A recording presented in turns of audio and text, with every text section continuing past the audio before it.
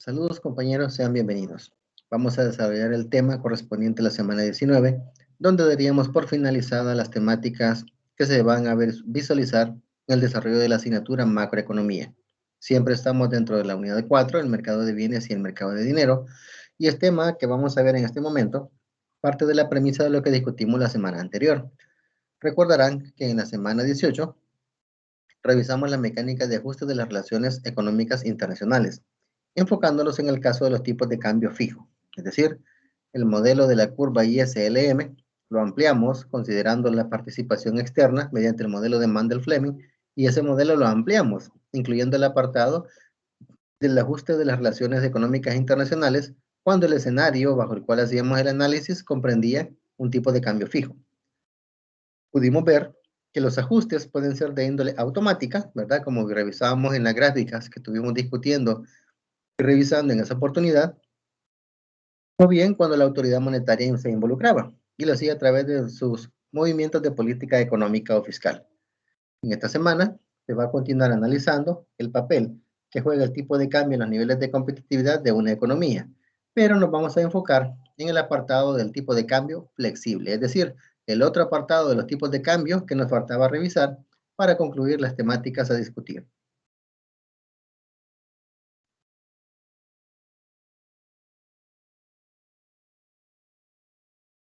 Los contenidos a desarrollar tienen que ver con los tipos de cambio flexibles, dinero y precios. Vamos a revisar el proceso de ajuste que se da cuando existe un tipo de cambio flexible. Vamos a ver la expansión monetaria y los procesos de corto y largo plazo. Y vamos a revisar de nuevo el concepto de la paridad del poder adquisitivo y el vínculo que este tiene con la competitividad. Las preguntas directrices, ¿qué son los tipos de cambio flexibles? ¿Cómo se gestionan? ¿Cómo los tipos de cambio flexibles inciden en la competitividad de un país? Entre otras. Iniciando. El estudio de los tipos de cambio flexible parte de la premisa de que el capital es perfectamente móvil, el precepto que se había definido cuando discutimos el modelo de Mandel-Fleming. La única diferencia respecto al tratamiento anterior es que ahora permitimos que cambien los precios, es decir, ampliamos el modelo que habíamos utilizado en la semana anterior y ahora estamos considerando incluir una variable que no se vio en su momento, que es que los precios sufran modificaciones. Vamos a examinar cómo la producción, el tipo de cambio y los precios responden a las políticas monetarias y fiscales, es decir, a la intervención de la autoridad monetaria y cómo evoluciona su respuesta en el paso del tiempo. En la figura que se muestra a la derecha, tenemos el apartado de la tasa de interés y la producción con pleno empleo en Y asterisco. Es decir, que en la gráfica podemos visualizar la interacción que existe entre lo que es el ingreso y las tasas de interés. De hecho, pueden percatarse que en el eje de las abscisas tenemos la variable ingreso y en las ordenadas tenemos las tasas de interés. También tenemos otra variable por acá que es la suposición de la movilidad perfecta de capital, que se refleja mediante la recta horizontal BB. Solo a una tasa de interés en la que la tasa de interés local es igual a la tasa de interés extranjera, está en equilibrio en la balanza de pagos. ¿Qué es esto? El equilibrio en la balanza de pagos. Si las tasas de interés fueran mayores, habría entradas netas de capital, es decir, todo aquello por arriba de este punto volvería atractiva la inversión en nuestro país y generaría entradas de dinero. Por el contrario, una tasa de interés menor generaría salidas de capital, es decir, todo lo que está de este punto hacia abajo. Generaría fugas de capitales, porque recordemos que estamos hablando de la suposición de la movilidad perfecta de capital, donde no hay restricciones, los costos son nulos y una serie de consideraciones que permiten que el dinero circule libremente entre países. Hacemos entonces dos suposiciones para poder describir el proceso de ajuste en este escenario. En primer lugar, los precios suben siempre que la producción excede el nivel de pleno empleo. ¿A qué nos referimos con eso? Se refiere a que los precios van a subir o va a haber inflación cuando el nivel de producción está por arriba del detalle de la necesidad que realmente tiene de mano de obra un país. Cuando la cantidad de personas ocupadas es menor que la cantidad de bienes y servicios que se pueden producir, eso genera que en el mercado existe el detalle del incremento en los precios. Segundo, como el capital es muy móvil, partiendo del precepto de la movilidad perfecta del mismo, la tasa de interés siempre se debe desplazar hacia la recta BB. La tasa de interés no se puede alejar mucho del resto del mundo, es decir, indistintamente sea en este sentido o en el otro, el ajuste que tendríamos que ver es de que nuestra tasa de interés debe ser lo más cercana posible o igual a la tasa de interés externa para provocar el equilibrio en la balanza de pagos. Ahora, partiendo de esa premisa hay que reconocer, hay varios ajustes complicados en segundo plano, conforme la economía se mueve a la recta de equilibrio en la balanza de pagos. Por ejemplo, una expansión monetaria que produce una baja en las tasas de interés. Ya sabemos que cuando la cantidad de masa monetaria de un país excede la cantidad que debería estar circulando, eso provoca entonces que las tasas de interés disminuyan, que la tasa de interés se reduzca. Cuando las tasas de interés se reducen, nuestro atractivo como destino de inversión cae. Por lo tanto, el capital sale del país, lo que significa que la gente vende la moneda nacional para comprar divisas. Es decir, vende nuestra moneda y compra moneda extranjera, porque nuestra moneda es barata. Al devaluarse nuestra moneda, las exportaciones y el ingreso aumentan. ¿Por qué? Porque cuando se devalúa nuestra moneda, nuestras exportaciones se vuelven más competitivas, al ser más baratas que los bienes foráneos similares. Entonces, ¿eso qué provoca? Que al aumentarse las exportaciones, aumenta el ingreso también. Cuando se eleva el ingreso, hay una elevada demanda de dinero. Y lo mismo pasa con las tasas de interés, por lo que vamos de nuevo al equilibrio de la balanza comercial. Este mecanismo funciona en reversa si las tasas de interés internas tienden al alza por una política monetaria más rígida o una expansión fiscal. Es decir, indistintamente estemos hablando en el sentido de que las tasas de interés aumentan o las tasas de interés disminuyan, siempre se espera que teóricamente hablando se busque llegar a este equilibrio, donde exista la convergencia de la tasa de interés local con la tasa de interés externa, provocando equilibrio en la balanza de pagos. En cualquier parte a la derecha de Y asterisco, que es este punto de acá, los precios se elevan. Es decir, hacia la derecha, los precios se elevan. Significa que tendríamos entonces inflación, porque existiría aumento en el nivel general de precios de la economía. En el caso contrario, cuando son a la izquierda, los precios bajan. Es decir, del centro hacia la izquierda, los precios bajan.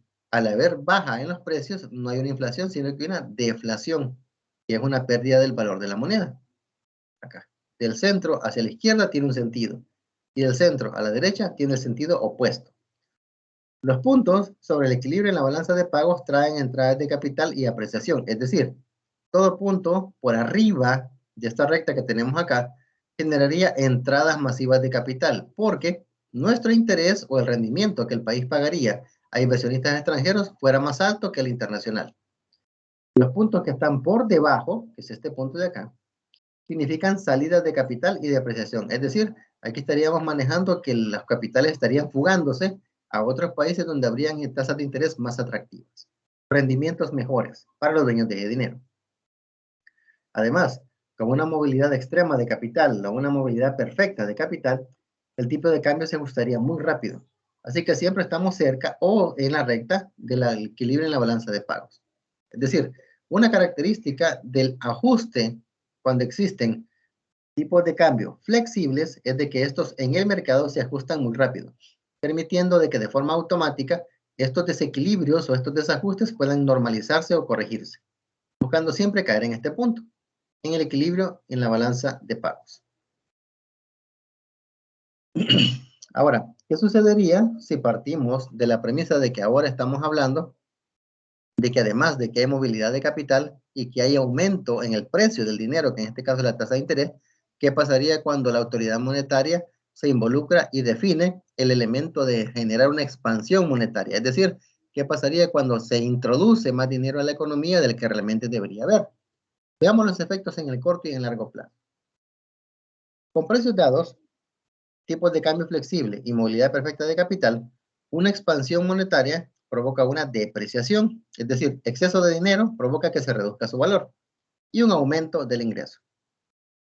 ¿Cómo se modifica ese resultado? Cuando tomamos en cuenta los ajustes de precios, lo que hemos dicho. En este modelo que estamos revisando, una variable clave para nuestro análisis es el cambio que hay en los precios, producto de los movimientos de capital. La respuesta es que el ajuste de la producción solo es transitorio. Es decir, no existe un movimiento real en el detalle de los precios del dinero, ¿verdad? El interés como tal, sino que lo que existe es un ajuste en la producción, que es lo que permite que el desequilibrio se ajuste. A la larga, una expansión monetaria genera una depreciación del tipo de cambio y precios más altos sin cambios en la competitividad. Es decir, solo es un movimiento, un efecto que no tiene una repercusión directa en la competitividad de la economía, sino que se queda exclusivamente a nivel del valor de la moneda. Vamos despacio. Comenzamos en el punto E, con pleno empleo, equilibrio en la balanza de pagos, equilibrio monetario y equilibrio del mercado interno de bienes. Es decir, que en ese punto estamos teniendo un equilibrio en todos los sentidos de los agregados macroeconómicos que consideramos. En ese sentido podemos ver que hay equilibrio en la balanza de pagos, equilibrio en el mercado de bienes, equilibrio en el mercado de servicios y en el ingreso o producción. Todos esos elementos convergen en el punto E, que es donde estamos partiendo. Ahora se produce una expansión monetaria, es decir, se inyecta dinero a la economía. ¿Eso qué va a provocar? Que la curva LM, que tiene que ver con la cuestión del dinero, se desplace hacia el lado derecho. ¿Por qué? Porque este valor de la curva LM es menor que este valor que está a la derecha. Porque los puntos donde intersecan, pueden ver ustedes, son distintos. Y en este caso están más alejados del origen los que están en la recta que tiene el color más claro. Una vez se da ese cambio de que se introduce masa monetaria al país, a la economía, entonces la curva LM se desplaza a LM', y esta de acá. El nuevo equilibrio de los mercados de bienes y de dinero en E' comprende tasas de interés más bajas, pueden ver ustedes. El punto donde interseca la curva del mercado de dinero ya no es en E, sino que en E'. ¿Qué pasa entonces? Ya no es la tasa de interés igual a la extranjera, sino que es menor, porque está debajo de este punto, es menor, ¿verdad? Aquí. Entonces, el tipo de cambio se deprecia de inmediato, lo que eleva la competitividad interna y desplaza el esquema de IS a IS', es decir, de esta recta negra a la recta gris. Después de haber caído a este punto, producto de la expansión monetaria, hay un salto, ¿verdad? De la curva IS hacia la derecha, alejándose más del origen, llegando al punto E', que es este que está aquí, buscando el equilibrio de nuevo en la balanza de pagos, subiendo hasta acá. Entonces, la economía pasa rápidamente de E a E', de E a E', y de E' a E', E', E'. La producción se elevó, es decir, el punto en el que este corte, en el que hay interacción entre la curva del mercado de bienes, de dinero, y la balanza de pagos, se desplazó de donde estaba originalmente. El tipo de cambio se redujo y así la economía ganó competitividad externa. Es decir, nos volvimos atractivos para el extranjero con nuestros bienes y servicios más baratos.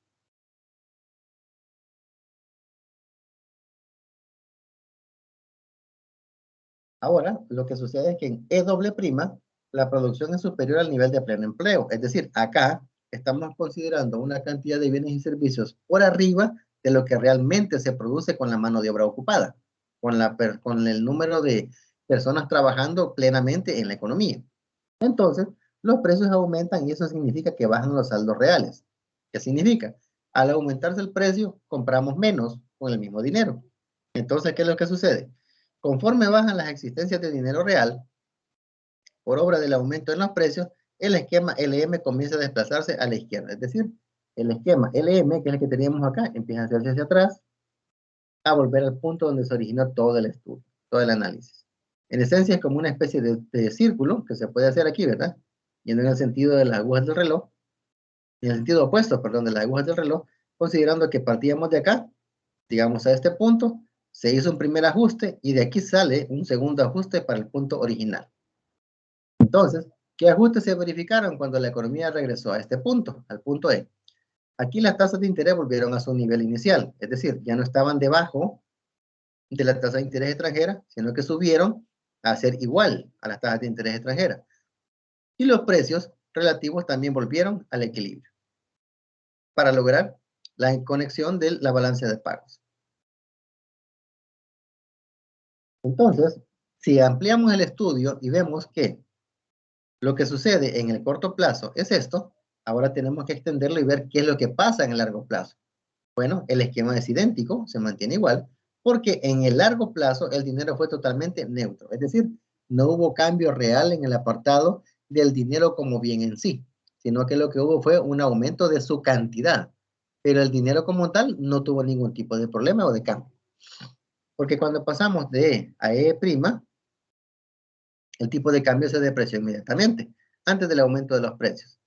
Pero cuando los precios aumentaron y bajaron los saldos reales, se revirtió parte de la depreciación. Este punto aquí.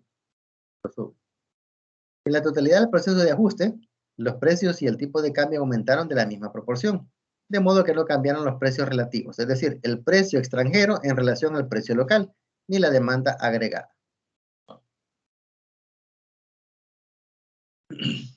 Ahora, ya una vez vimos cómo los tipos de cambio flexible fomentan la competitividad y promueven ajustes automáticos en la economía, finalizaríamos indicando de qué manera la paridad del poder adquisitivo tiene vínculo con la competitividad. Ya en algún momento hemos hablado de este concepto, pero ahora vamos a ampliar un poco su uso para ver qué connotación tiene con la competitividad de un país. Un elemento importante de los determinantes del tipo de cambio es la teoría que se modifica sobre todo como resultado de diferencias del comportamiento de los precios entre dos países, de forma que los términos de intercambio se mantengan constantes. Es decir, aquí entra en juego el valor de una divisa con respecto a otra y cómo eso afecta la cantidad de bienes y servicios reales que se pueden adquirir entre un país y otro, partiendo de ese cambio en el valor o de esa modificativa en el tipo de cambio. Entonces, para ello introducimos de nuevo el fenómeno de la teoría de la paridad del poder adquisitivo.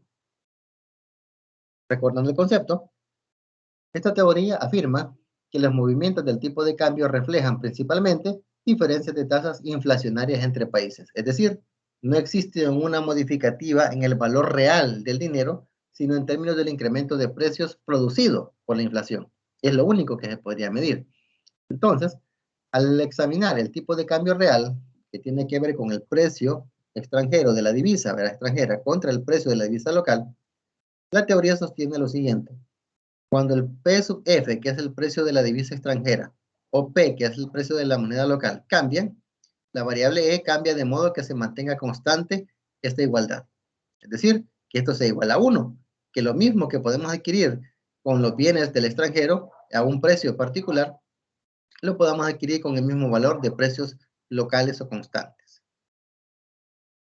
Hay que tomar en cuenta algo. En primer lugar, incluso una perturbación monetaria afecta el tipo de cambio real en el corto plazo. Es decir, indistintamente la razón o el motivo, pero cuando hay un cambio en la masa monetaria circulando o en la cantidad de dinero que está disponible en una economía, cuando suceden cambios ahí, hay una afectación directa en el cambio real en el corto plazo. Es decir, de manera inmediata. ¿Por qué? Ya hemos hablado. Cuando está la cantidad necesaria de dinero en una economía y se inyecta más dinero, ¿qué es lo que sucede? Al haber más capacidad de compra, los precios de los artículos empiezan a subir, porque así se ajusta el mercado.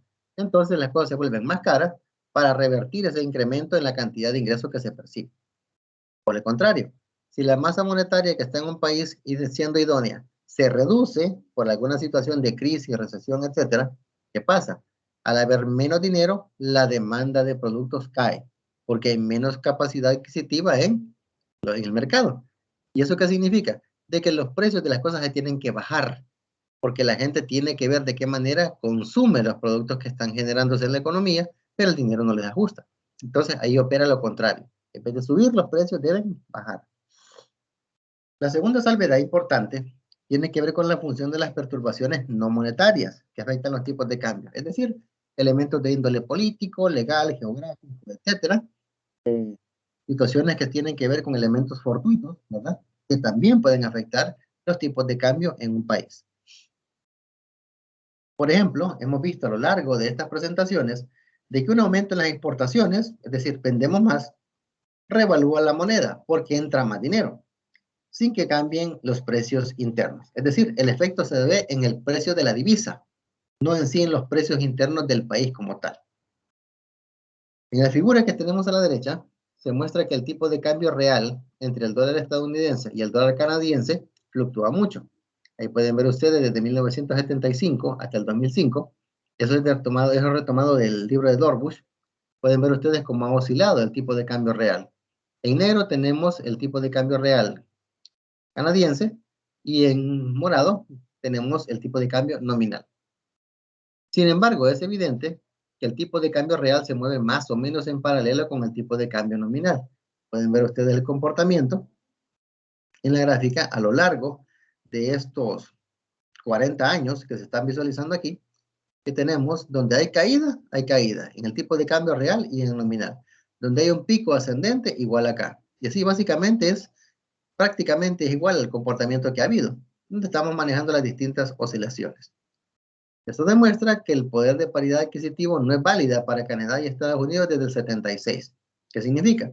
Que los bienes adquiridos en Estados Unidos bajo una unidad monetaria, que en este caso es el dólar, no son los mismos bienes que se pueden adquirir en Canadá por el mismo dólar, porque el dólar canadiense tiene un valor distinto al del dólar estadounidense, ¿verdad?